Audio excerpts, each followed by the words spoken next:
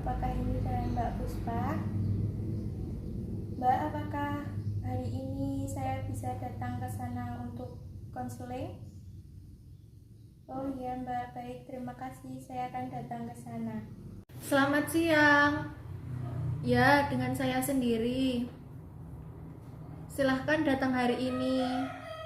Sama-sama.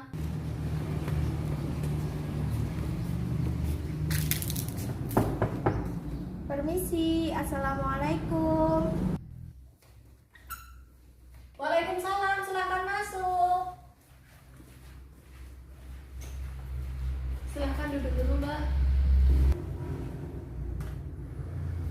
Perkenalkan, saya Arum Puspadita Nugraheni. Saya di sini sebagai konselor yang akan mendampingi Anda berkonseling hari ini. Anda bisa memanggil saya dengan sebutan Ibu atau Mbak juga boleh agar bisa lebih akrab. Dengan Mbak siapa ya ini? Bolehkah memperkenalkan diri terlebih dahulu? Oke Mbak, saya dengan Dina Rahayu. Oh iya, enaknya dipanggil apa nih? Dina, Mbak Dina atau apa? Bisa dipanggil Mbak Dina saja Mbak. Baik, Mbak Dina dari mana asalnya? Saya dari Jogja, dari Sleman. Mbak Dina sekarang kesibukannya ngapain nih? Sekolah, kerja, atau bagaimana? Oh, saya sudah kerja Mbak, kerja di bagian catering. Gimana nih Mbak Dina kabarnya sekarang? Alhamdulillah kabar saya baik-baik Mbak. Apakah Mbak Dina sudah pernah berkonseling sebelumnya? Belum pernah Mbak, ini baru pertama kali saya berkonseling. Mbak Dina datang untuk berkonseling atas kemauan sendiri, disuruh orang tua atau bagaimana ya? Saya datang ke sini karena kemauan saya sendiri Mbak, karena di rumah juga ada sedikit masalah.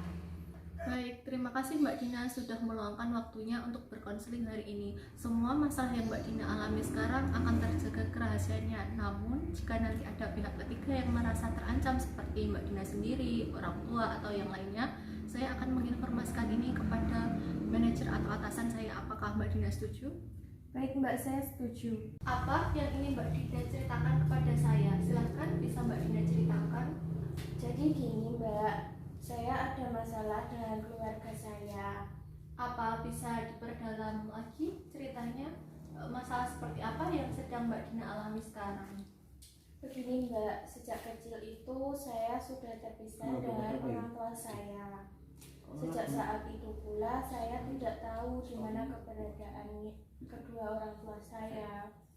Dan sejak kecil pun saya sudah dirawat oleh bunda dan om saya. Saya dibesarkan oleh mereka hingga akhirnya saya itu bertemu dengan ibu saya.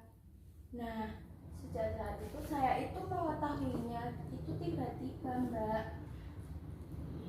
Apa salah saya hingga saya tidak diakui? Saya merasa tidak diharapkan kehadiran saya dalam keluarga itu. Lalu, bagaimana Mbak Dina ketika mengetahui keberadaan orang tua Mbak Dina? Perasaan saya itu ketika mengetahui hal itu bukannya saya senang, tetapi malah merasa sakit hati dan dendam Mbak di hati saya. Kenapa Mbak Dina merasa sakit hati dan dendam kepada orang tuanya? Apakah ada hal-hal yang menyebabkan Mbak Dina merasa seperti itu? Saya merasa orang tua saya itu tidak mengharapkan saya Mbak. Padahal saya lahir dari 4 bersaudara. Tapi orang tua saya lebih menyayangi ketiga saudara saya daripada saya. Saat itu ketika kakak dan adik-adik saya membuat kesalahan, orang tua saya malah membela mereka dan lalu menyalahkan saya. Saya merasa sendirian Mbak di dalam keluarga saya, merasa tidak dianggap oleh mereka. Bahkan orang tua saya pun mengatakan bahwa saya bukan anak mereka. Tetapi si Mbah dan Om saya selalu mengatakan bahwa mereka itu adalah orang tua kandung saya. Hal itu Mbak yang membuat saya sakit hati. Intinya saya selalu dibeda-bedakan Mbak dalam keluarga dan selalu dipilih kasihkan dengan ketiga saudara saya. Pilih kasihnya seperti apa ya Mbak? Apakah bisa diceritakan lebih dalam lagi? Begini Mbak ceritanya, orang tua saya selain membeda-bedakan kasih sayangnya kepada saya, mereka juga membeda-bedakan dalam memberikan hal pendidikan. misalnya sewaktu itu saya mau masuk SMP, saya membutuhkan banyak biaya, tetapi kan saya anak yang kurang mampu, dan awalnya ibu saya itu mau membiayai saya, tetapi kan saya juga butuh biaya yang lebih, dan disitulah ibu saya mulai putus asa untuk membiayai saya. Padahal kakak dan adik-adik saya itu dibiayai oleh ibu saya hingga selesai sekolahnya, Mbak. Tetapi saya harus putus di tengah jalan. Akhirnya pada saat itu saya memilih untuk keluar dari sekolah saya, Mbak. Dan hingga sekarang saya langsung kerja saja. Baik Mbak Dina, saya bisa merasakan apa yang sedang Mbak Dina rasakan sekarang.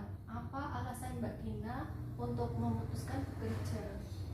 Saya berpikir untuk bekerja karena ingin membahagiakan keluarga, adik-adik saya, dan ingin menabung untuk masa depan, Mbak. Dan ketika ibu saya mengetahui saya bekerja, ibu saya meminta saya untuk mengembalikan semua uang yang telah ibu saya berikan pada saya pada saat saya masuk SMP. Dan itu yang sangat membuat saya sakit hati, Mbak. Saya harus sedikit demi sedikit menabung untuk mengembalikan semua uang yang pernah ibu berikan kepada saya. Terkesan dengan pengalaman yang Mbak Dina alami sekarang. Saya ingin mengetahui lebih jauh lagi tentang pengalaman Mbak Dina pada saat diminta ibu untuk mengembalikan uang yang sudah digunakan dalam membiayai sekolah. Karena kejadian yang saya alami itu membuat saya sangat terpukul, Mbak. Saya sangat merasa dibuang oleh orang tua saya. Tapi setelah kejadian itu pula saya lebih mandiri dan bisa lebih dewasa. Dengan usia saya yang masih muda, saya pun bangga dengan diri saya sendiri karena bisa bekerja dan mendapatkan uang dari hasil keringat saya sendiri. Walaupun saya tidak diharapkan oleh kedua orang tua saya, tetapi saya masih ada sumber dan om saya yang selalu menyayangi saya. Karena niat saya bekerja itu untuk membantu keluarga saya, Mbak, walaupun hanya sedikit, agar saya tidak bergantung dengan keluarga saya. Lalu, dampak apa yang Mbak Dina rasakan setelah mengalami masalah ini? Awalnya saya itu merasa tertekan, Mbak, tidak percaya diri, murung, pendiam ketika bertemu dengan orang lain. Karena saya anak yang tidak dianggap, ketika mau berbuat sesuatu itu selalu menganggap tidak berguna. Apa harapan Mbak Dina setelah melakukan konseling ini? Harapan saya setelah melakukan konseling ini, saya bisa lebih santai dalam menghadapi hidup ini, karena saya sudah bisa bercerita dengan Mbak Puspa.